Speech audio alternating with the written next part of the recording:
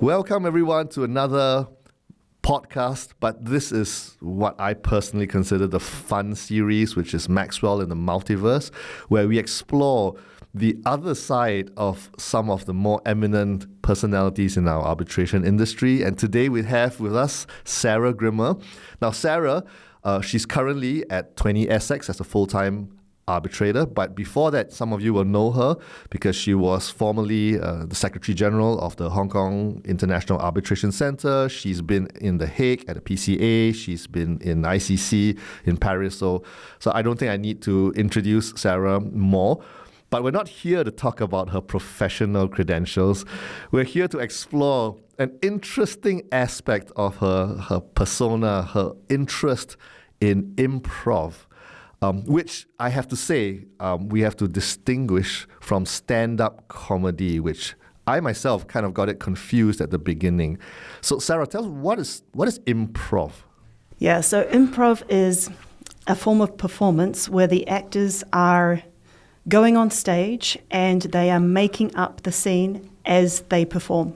So it's all improvised. And typically the actors will get prompts from the audience.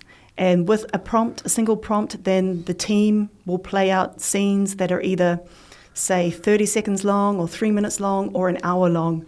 There's an infinite number of forms of improv games, you can say, that you can play. So that's improv, whereas stand-up comedy is a written performance. It comes from something that's written and then right. is spoken, right? Very different. Improv lends itself to the unexpected, magical moments where, I don't know, something special happens and from nothing you can have beautiful moments of synergy and hilarity, but also solemn moments as well. And stand-up comedy is much more, it's not improvised, it's all scripted. It's all scripted, yeah. It's a very different craft, let's say. Right. So I suppose most of us will be most familiar with stand-up comedy being usually a solo act. Yeah. You get people, like today, like Trevor Noah and stuff like that. Yeah. In the past, you would have, other kinds of famous characters who later become late-night show hosts and so on. Yeah. Whereas improv, it tends to be a group effort because you kind of need to play off each other. Yeah, you do have solo improv acts, but they're quite rare. And by far the vast majority of improv groups are groups. You can have really large groups, or you can have, say, 3 people, 2 people. Some of the best improv I've ever seen is a group of 3. Right. So you don't need too many people, but yeah, it's amazing what you can do. Yeah, and I'm assuming that because you have a small number, these people will then take on various roles throughout just to give variety, but also makes it hilarious when you realize someone has morphed into a different character entirely. Yeah, definitely. You can have scenes where someone's playing 3 different characters and they have to go between them. And you even have games where that's part of the game, is someone has to play multiple characters at once and say one character can only stand, one can only lie, one can only sit. And so part of the comedy is them racing around trying to obey the rules of the game. That's what's intriguing the audience, along with what's going on in the scene. So how did you get involved in improv? Yeah, so I kind of always had a liking for theatre and performance when I was a kid. Mm-hmm. I had some really positive experiences when I was young.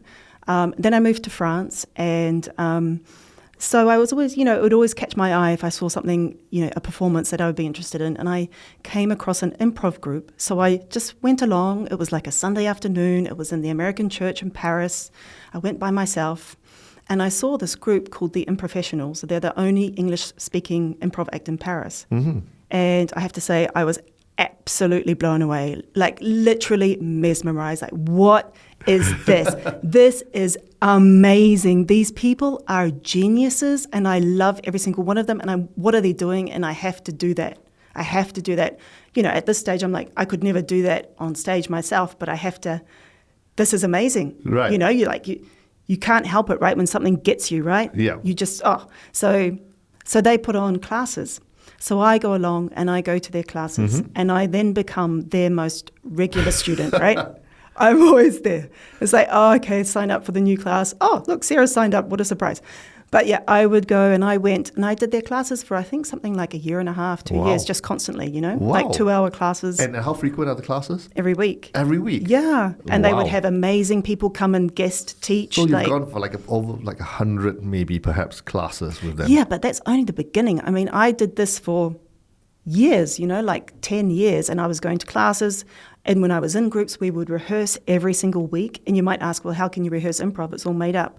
Well, there's a lot to rehearse. There's a lot to practice within your group about understanding each other, about performing at a high level, because there are certain tricks or conventions, we would call them, about making a scene good and it not being awful. Yeah. I mean, you can see a lot of awful improv, right? There's a lot of, it's like cringeworthy. But when you see a group that knows how to do it, it's beautiful. Anyway, so I go along to all of these classes. I never stop going. They're like, hi, Sarah. Okay. No, they became very good friends. And then what happened was one of their female members moved back to the UK and they had a show coming up and they said, Sarah, would you like to perform? And I was over the moon, terrified and over the moon all at once. But I went along and we did a show in the basement of this jazz cafe in the Marais in Paris. And I started to do shows with this group. Right. And I did it for I didn't tell anyone, right? No one who knew me knew I was doing this because I was so scared of anyone seeing me do it. But eventually, after a few months, I revealed to some of my colleagues that I was doing this and they came along and saw a show. Anyway, I stayed in that group for, I think, 18 months, 2 years, and then I moved to The Hague from Paris. And I very quickly found a group in Amsterdam that I could join. And then I was with that group from, say, 2008 until 2016. And we performed every Friday night in Amsterdam at a big theatre. It's all, paid for. We would sometimes be in a cafe theatre and then other times in a big theatre with a full auditorium seating. Yeah, we had a sound guy. We had a lighting guy. It was pretty nice, And we would go to festivals around Europe. So I did quite a bit in The Hague. I would teach courses in The Hague. I would teach in Amsterdam. Cool. So I was, We have some photos, right? That we want to ask you to give us some context to. So is this a photo? Oh, on the next one. Okay. So tell us more about what we're looking at here. Apologies for those listening on Spotify. You have to catch it on YouTube to see what we're looking at. Yeah. So this is the group in Paris, the Improfessionals. All of those people standing around me are incredible improvisers. They are amazing on stage. The guy on the left, Mark Jane, he's made his whole career improvising. He's phenomenal. Anyway, the person in the middle is me. Here we're outside performing, which was unusual because it's quite hard to hear. But I think that this is some kind of scene where we might be either singing or doing a radio type show. I can't remember. This is 2006. Right. But yeah, that's when I first joined that group, early days. You're right next to the Seine. That's a beautiful location. Yeah. So, that's that photo. So you said that you don't frequently practice outside because you can't hear each other. Yeah, you don't really perform outside. Okay, so was this a performance or a practice? This was a performance. A performance, okay. Interesting, very interesting. Okay, so we've got another one like this. What is this? Yeah, so this is in Amsterdam. This is with my group in Amsterdam. And this is a really cool format. This is called The Play. It's a long-form improv game, which means, because, as I said, you can have various lengths. This is a full, hour, 45-minute show. And there are 3 layers to this scene or this show. The first is that we are members of a community and we're a local performing arts community. So we all have our local community characters. You might be the school teacher or you might be the nosy neighbour, whatever you choose in the moment. Okay. And we're going to perform a play and we come out here and we're doing the first read-through. But we're in our characters as local community members. All of those pieces of paper are completely blank. But we're pretending to read a script, right? So we do our read-through. Next scene, we come on and it's our first dress rehearsal. Right. And then the third and final scene is it's the show. So those are the 3 layers to this improvised scene. But what happens in this first scene is very important because it lays the foundation for what we're going to do in the dress rehearsal and what we're going to do in the final show. And we might not do exactly the same thing. We might do something advanced or something before, like a prequel, a sequel, whatever happens. Right. But that's what we're doing. So one of the takeaways from this is obviously you have to listen like your life depends on it. Yeah, because so I'm assuming that you guys are making up your script as you go along, as in there's the blank piece of paper. So you're sort of everyone's just contributing lines to it as though that's really what's on the paper. Yeah. But does that mean that when you move to the next scene, you've got to remember what you all sort of made up in the previous? Yes. Wow. Yeah, you do. And what the other person made up because you're kind of playing off each other. Totally. How on earth do you do that? Well, you just keep it simple. Okay. And you listen, like I said, like your life depends on it. You might not remember everything. Okay. But audience won't either. So they won't, but you have to always think of your audience as extremely intelligent. Sure. Yeah. Okay, so they might catch something that, man. I thought I was looking for that line and it wasn't there in the second scene, something like that. And then they'll be disappointed. Oh, and you don't want that. You want to nail it. You want to give them what they wanted, which is they want you to respect the reality you've created.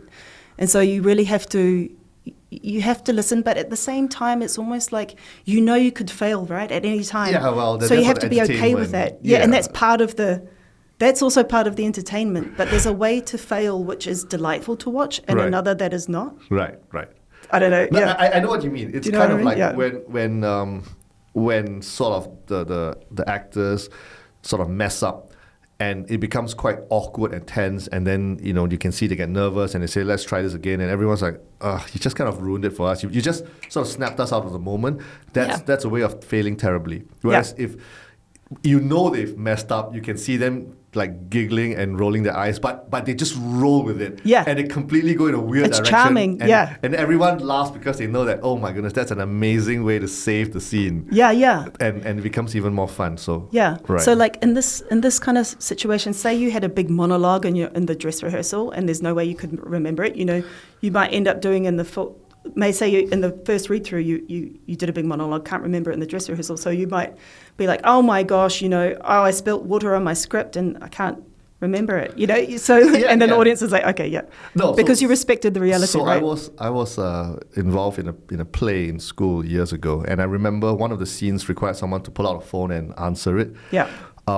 And back then, phones were designed where the battery is this huge thing that attaches to the back, not like modern phones. So as he took it out, the battery separated and flew off. Yeah. So he had to scramble and pick it up and put it back there. And then the other person, like without blinking, said, "I told you should have bought Nokia."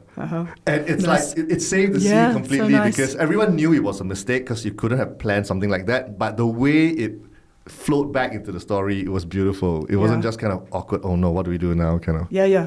So good. Yeah. So this is something which, like, do you do this very often, the long form version, or? Yeah, we used to do a lot of long form shows.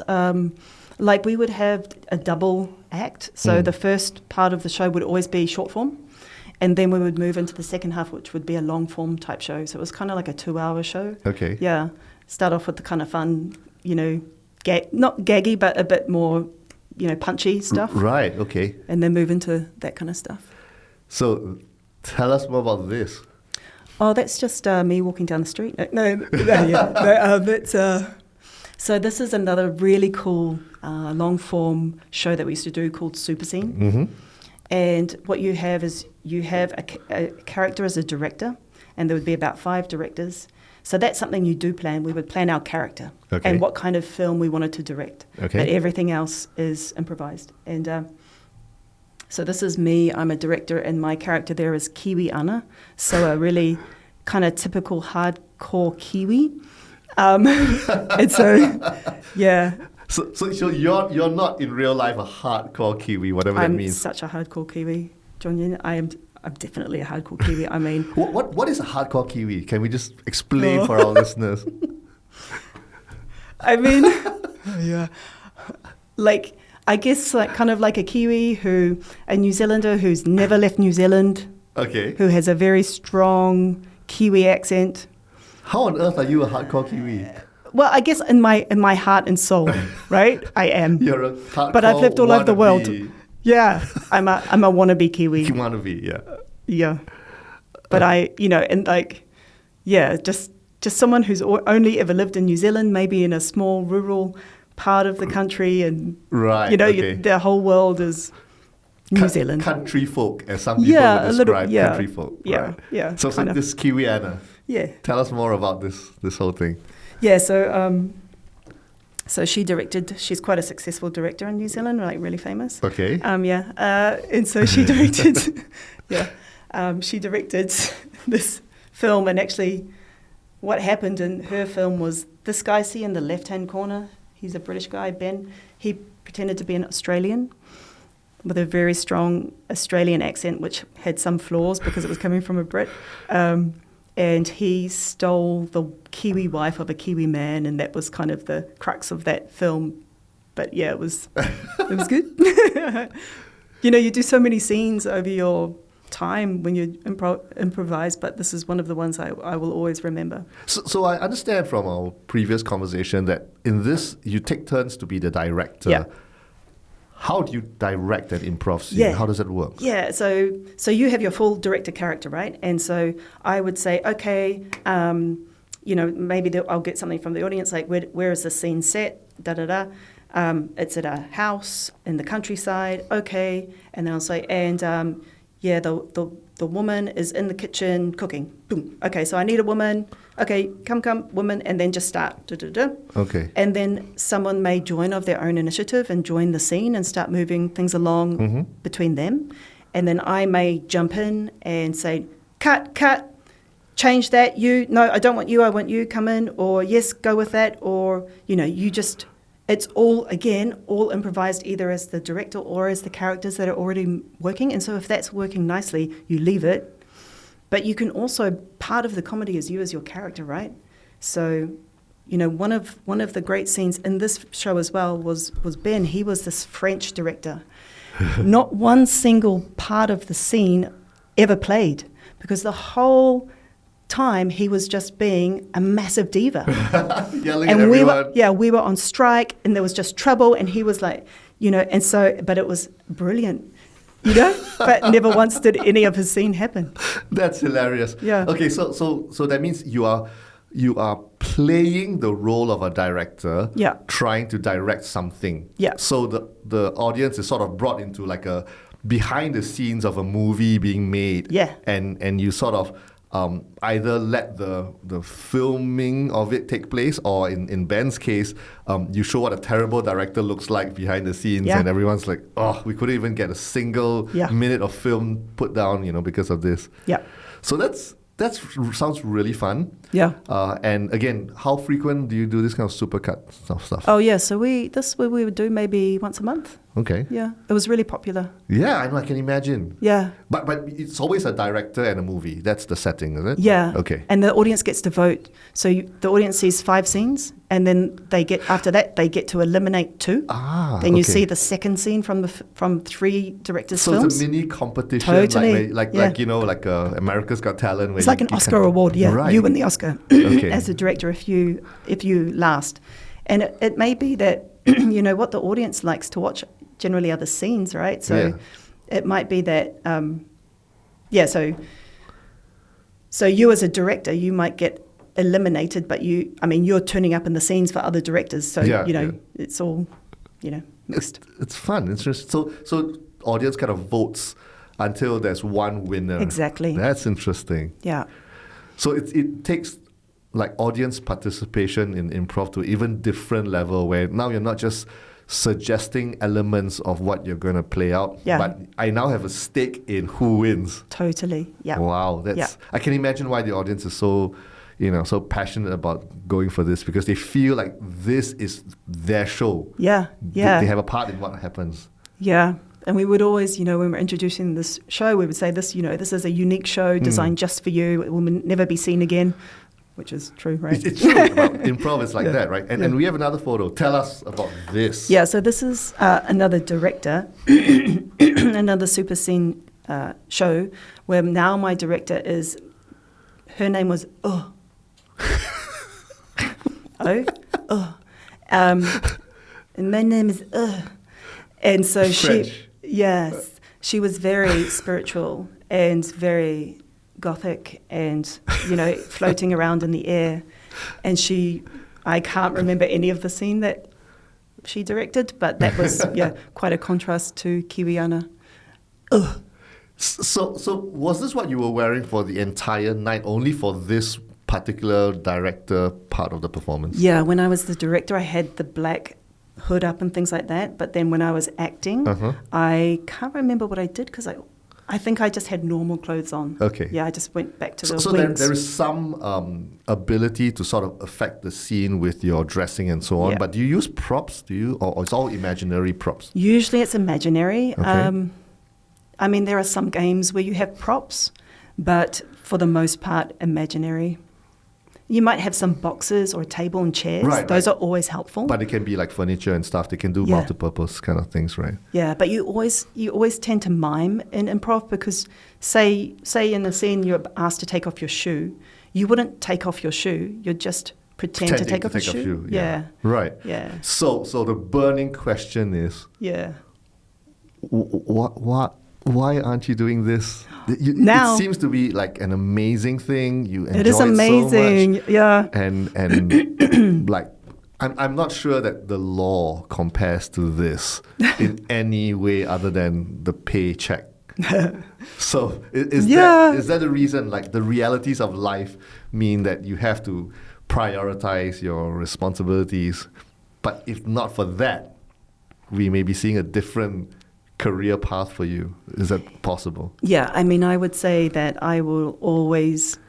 There was a time when I said I would never not do improv, but the reality is you have to live somewhere, first of all, where there's a community and you have access and things like that. Or if there's not, you have to make it, right? And then you have to find like-minded people and all of that. And, you can do that. In the big city like Singapore, you can do that, right? You can find those people. But you're kind of right, Junyin, in that my life now, I'm an arbitrator, I'm a mother, I have a 4-year-old daughter. Right. And those two things, that's enough to fill a whole day. Right. Easy, right? Yeah. And then I love sport, so I want to do sport. And so I kind of keep my life quite simple. And so for now, that's kind of where it's at. I always have one eye looking for whether or not something like this could open up, but I would not say that I'm actively searching for it right now in my life, just because of kind of time. Yeah. Makes sense.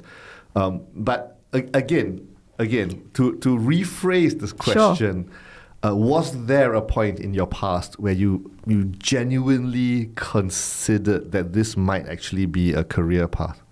I would say that when I was younger, when I was living in The Hague, I always kind of had this, and even before in Paris perhaps, I always had this notion that, imagine if I could just do that for a whole year. Just do that.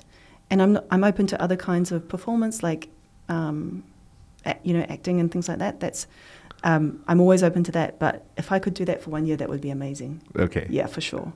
But over the years, I never fought for that in an abrupt way where I put everything else down and then did just that. And it's okay. I did a lot in my life. Yeah, many years. Yeah, I did. And so I had my full, you know what I mean? And I had the best of it. So I don't feel like I missed out, Right. I feel like I got the best of both worlds because great. That life is also not an easy life, right? Performing and also not having any money. That's kind of tough. But yeah. So basically, this is one of those perennial challenges for people where you may have a passion that it really energizes you. Yeah. But you also know that realistically, this is something that you can't be doing as a career, because most people don't get to do what they're necessarily passionate about. You just have to do what you're good at and what makes a difference. And then what you're passionate about remains a bit like a hobby, a bit like something that you do on the sidelines. And it can be anything. It can be like volunteer work. It can be sports. It can be, involved in the arts and so on. Music. People play in a band while they're working as lawyers and so on. So that's a very interesting dynamic for many of us. But I've also wondered that, in the process of you sort of going through this, journey in improv and all that. Did you ever feel that there's a tension between your professional, I don't know who would you call it, your brand as a lawyer, as an arbitrator, as a person in an international institution, and then if someone sort of saw you doing improv and they're like, what? Did you ever feel like that, a bit embarrassed that people would, sort of not take you as seriously in some way? Yeah. So yes, when I was doing this in The Hague and in Amsterdam, I was working at the PCA, but it was quite separate in that my work was in The Hague. I would travel an hour to a show in Amsterdam. Okay. The crowds were not overlapping, so I could keep it quite separate. Okay. So it wasn't a concern then. And I could invite people to the shows if I wanted, Yeah. Then I moved to Hong Kong, right? And I looked around at the improv scene, at the stand-up scene, all of that, and I found a group. And I did a few shows with this group. But really quickly, and even I felt really uncomfortable because I was the head of an institution. Yeah, Secretary General. Yeah, so. It's a really serious job and you've got a lot of responsibility, right? It's a legal institution. It's very serious. You have to be taken seriously. And at the same time, to have some kind of comedy performance going on, it's improv. You can't control the content. And if you're going to improvise properly, you have to go where it goes, right? Yeah. And it can go places where you don't want to Say go things as the head of an institution. Yeah. Yeah, right. And there's lots of smartphones. Yep. So I decided to stop Okay. when I was the SG, the Secretary General, because for me it wasn't compatible.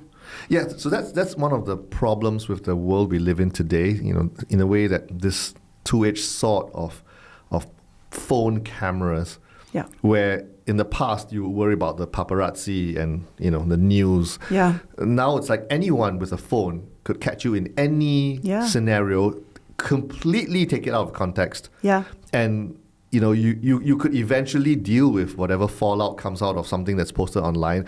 But just the sheer effort and trouble of doing damage control is just so frustrating because you have to tell people, no, I was in makeup. I'm not actually a witch. I'm not actually part of a cult. This was part of an improv show. Yeah. And then there'll always be that sliver of people who will be like, yeah, really? Sure. Because the thought has been planted in people's head by some malicious actor. So I realized that you got to be careful once you reach a certain level in the professional space, that some of these passions and hobbies might come with a price.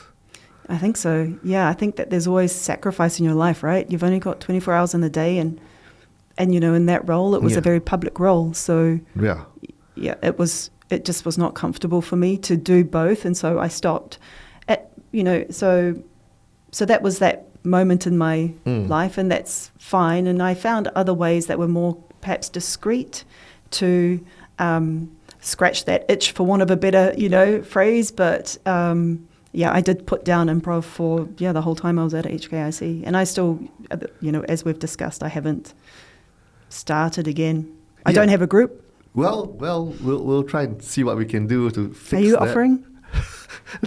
Well, I will try to put you in touch with people who may know people. Okay. But I think that's a very very real kind of issue where you have to at some point recognize that you have a responsibility to organization you work for. Yeah.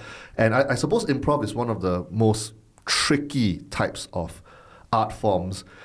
Compared to say, I went and did a movie, or I'm in this, play, and this it runs for 4 months, but it's a script. Yep. And same with stand-up, right? You control what you say. Correct. You can say, well, I can't say this, and I'm not going to say this, so I won't, and it's fine. You just kind of move around it. But improv, it could go somewhere. Yeah. And it's I guess it's a very unique challenge of improv. But have you done anything else besides improv? In the acting kind of space. Yeah, so in Hong Kong, I met a few people who were in the film industry, and I met a German director. I think he's one of the best videographers in Hong Kong. Beautiful videography, right? And he had written a short film that he wanted to make into a feature film, and he had this burning desire always to make this film. And so he got a few of us together and said, hey, do you want to be in this film I'm making? And so, I said, sure. And so he shot the film, and I was in it. It's called Rancor, and it's about a kind of a bad cop whose wife is murdered as a revenge for something he did, like he dobbed in some baddies over drugs. I'm not entirely sure. You'd be surprised, right? Because you're like, but Sarah, you were in it. I'm like, yeah, I know, but still. And so and so he's a bad cop, and he's trying to seek revenge against the people who've murdered his wife. I'm an assistant cop, and that's basically kind of the synopsis of that. Synopsis of that film. So I did that, and that was a cool experience because I guess I saw firsthand how technical it is to make a film. Right. You have to shoot multiple camera angles. You have to repeat your lines multiple times for the different camera, long shot, close up, Yeah. So that was cool. Yeah. But how did it feel compared to improv? Would you feel yourself like, hey, maybe this is a direction it can go in, especially if it's more sort of like contained in terms of what I get to say or have to say, so I won't really jeopardize my professional career? Did you ever feel like maybe that's one way of moving forward rather than do improv?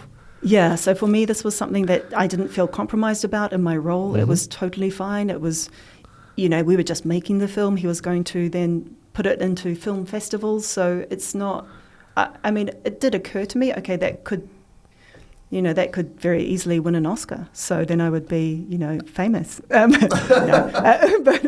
no, it did occur to me that it could become quite public. Actress. Yeah, but it didn't. Safe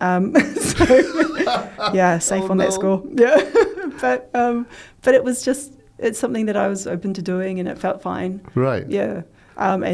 But he's since released it, so it's now on YouTube. Yeah, and it's been viewed 13,000 times. I don't know what that means. It's fine. But again, from a personal level, did you find the satisfaction of doing like a very technical movie kind of sort of work compared to improv? How did it make you feel as an individual? Yeah, it's fine. Like, it's fine, but it's the word you use. It's contained, right? So you've got your script. You didn't write the script. Okay. If you don't like the script, too bad. You have to act it. Right. If you don't like your character, too bad. You're the character. So it's fine. But I would, improv would. I would much prefer improv. Yeah, because as an improviser, you're the director, writer, and the actor all at once. So I basically, in our conversation previously, sort of got the sense that you would not really like movie making, especially a big kind of traditional, very, very heavily sort of structured kind of film making experience where, you got all this crew and they all have their roles and you have one part of it and you just do that and nothing else. Because I think people who do stand-up, people who act in plays, those can transition easily to movies because you're working within the environment where this is what I'm supposed to memorize and deliver, believably. Yeah. So it's kind of just a different form, whether I'm in front of a live audience or a camera, I'm kind of doing a similar thing. But improv is like a whole different creature where you're not, acting is kind of what we think you do, but you're really creating actually. Yeah, and absolutely. you're all mini script writers, mini directors. Everything about the experience is about what you on that particular day at that very moment decided this is what I want to say, this is what I want to do. And I feel like that's the fun that you really can't find in another setting because this is someone else's lines that you're reading. This is someone else's, creation, right? Yeah, even the blocking by the director is like, okay, I want you to stand over there. That's the director telling you to stand there. Whereas in improv, you're like, you just walk there because you felt like doing it. And then to see the audience respond to what you say and what you did, and they're absolutely, in stitches, they're clapping, they're cheering. Yeah. And it's because of you, not because the director, sort of did it, or the cinematographer shot it beautifully, or the script writer was amazing, and you just happened to be the tool through which the lines were delivered. But in this case, you came up with that line that landed perfectly, and the audience was absolutely, they were really, really loving it. And I feel like that drives you in improv. That's the thing Yeah, you want those the most. those magic moments, right? That when it all comes together and something comes out of your mouth, and it's almost like it's not even about you, right? Yeah. You're just a vessel. You're just another human delivering to humans who are watching the things that we all recognize or we all expect to happen, or maybe we don't expect them to happen, but when they happen, they kind of resonate. Yeah. And when you hit one of those moments, and there are many moments that are not like that, right? Yeah. But when you hit one of those moments, it's amazing, right? When you hear a whole room laugh, or you hear a whole room absolutely silent. Silent, yeah. It's like, That's special. yeah. Yeah, and you take those moments and you can't, you wish you could bottle them, but you can't. But then as a group, you know, like that's why you become so close, right? Because it's a high stake thing, right? It's pretty vulnerable going out on stage. You don't know what's going to happen. You don't know what you're going to say. You can get heckled. It could be, you could get booed, heckled. You could get booed. Yeah. It doesn't happen too much, but you know, like usually, yeah. But who knows? You can fail miserably. It could be absolutely atrocious, or it can be wonderful. And so, when it goes well, and you all know it's gone well, it's great. Whereas, like you say, in a film, that's much more distance, right? You don't get that immediate reaction, right? But like, I think in films, if you had an amazing character, that was your character that you had to play, that would be pretty cool. And if it somehow gelled with you in such a way that you had an infinite source for that character, great. And then when you watch the film, when it's finally all done, then that's quite magic, right? With the music and everything, Sure. But if it's terrible, then you're still in it, right? It's like, okay, put it to one side. I suppose only if you're a really established actor in the movie world where you have some latitude to improv. Yeah. Because the director trusts exactly. you. And, if you can do and that, maybe great. you've already done this character so much. Yeah, that and you know where it needs to go. You know, like if you're Hugh Jackman and you're doing Wolverine and everyone's like, okay, you know, whatever what you are want, we going to do? Hugh, Because we have seen you really you understand the character. If you feel like going off script in this point, that's great. Yeah, let's see what happens. Right, yeah. Maybe it's better than what I wrote, you know? Do you see how I managed to, you know, shove in a down south actor in this? but so this is something which I mean, I think is something really fun to do when the audience responds. But what is it like when you like basically crack up your partners in this improv group where you can tell that they were so thrown off by your line that they almost burst out laughing and they couldn't hold themselves together? What does it feel like? Yeah, that's a real joy. So do you actually try to do that? Do you try to like make each other laugh on stage?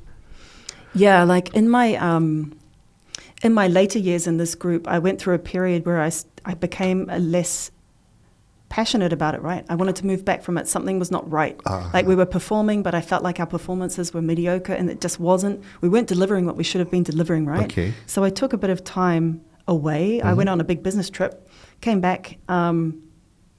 To tell the story, it's a bit sad, to be honest, but then one of the members of our group died. Oh, no. Yeah, he had a heart condition, was totally fine one day, had a pain in his chest, went to the hospital, and he passed away. Oh, dear. So that was just awful. And we were obviously grieving his loss. He was, he was our dear friend.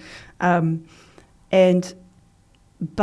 had a memorial service for him, which lasted a whole day, and we were just performing together and being together, talking about him. And what really struck me in that process was that once we're gone, and what everyone remembers about the person who's died is how they connected and how that person made them feel seen or valued or made them laugh. And, they say laughter is the shortest distance between two people. Right. And I fully believe that. Right. And so after that, I came back to the group and I came back to performance, and I'd had a break and we'd lost Jim, and it kept thinking about those things that were so important to us about Jim, about him making us laugh, about him connecting with us.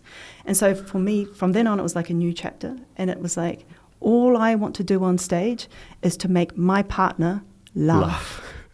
That's all I'm focused on, and whatever they say is the most important thing for me to hear, and I just want to see them laughing. I just want to see their eyes laughing, and that just brought a whole new level of joy. And I think it makes your performance better because yeah. it's not about you, it's just about fun. It's just about fun. That's what the audience wants to see, right? Undoubtedly. When you're enjoying yourselves on stage, I think the audience can see it and can feel it. Yeah. And I think there's something about loving your partners on stage when you love each other and you take care of each other and you make the other person look good. Chemistry. It's so beautiful to watch. Yeah. The chemistry. Yeah. I mean, you can see some improvisers who are super clever, super smart, and they're doing all the right things, but somehow... It's cold. Yeah, you're not delighted to watch them, cold, right? Yeah. And then there's another dude who's coming on and is just fun. It's like a clown, and you're like, I love that guy. Yeah. I want that guy on stage, or that woman. I want her. Yeah, I mean... Well, people go to improv to be entertained. Yeah. It's not a documentary. We're not here to learn something new necessarily. I mean, we can, but the purpose is really just to have a good time. Yeah. And if you can achieve that, even if you don't necessarily convey some deep, earth-shaking truth, people still appreciate it. Yeah. Right? So people want to laugh. And like when you watch improv, maybe you're going to laugh, but you're also watching everything else, right? Yeah. You're watching the people on the side. Are they scared? Are they confident? Yeah. All of that, so many layers, it's fascinating to watch. Right. Well, we're running out of time, and I want to do this. I've not done this for any other podcast guest, but this was a special request from someone. So one of my favorite improv shows ever is Whose Line Is It Anyway, hosted by Drew Carey at some point and other people along the way. And one of the things they like to do was scenes from a hat. Yep. We have no hat. This is Maxwell Chambers. We only have a hard hat. This is the closest I could find. Great. But we've got a couple of scenes in here.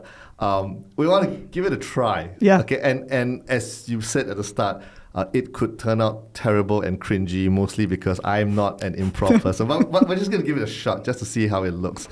So please, as the guest, pick a scene and let's see what we do with that. A frustrated supermarket customer in the only self-checkout queue behind a very slow customer.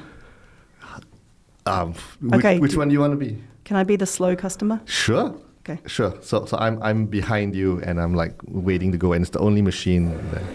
Okay. Yeah. Ma'am, are you going to pay?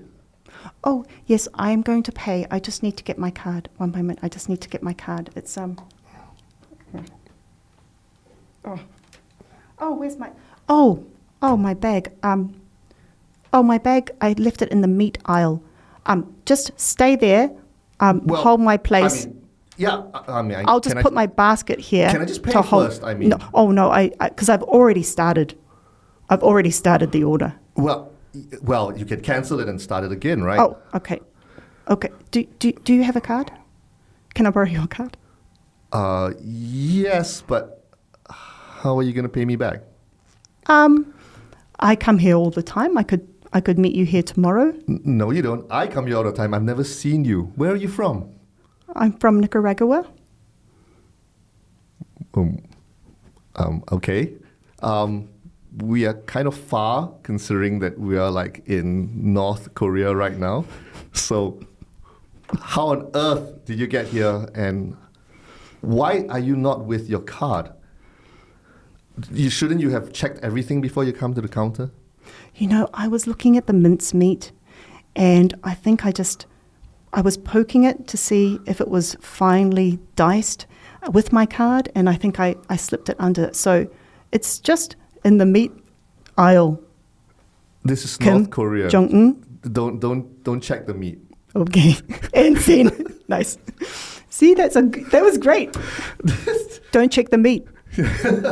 So to do this kind of stuff like regularly, where you just kind of, there's absolutely no idea where it's gonna go, and you just kind of take it that way.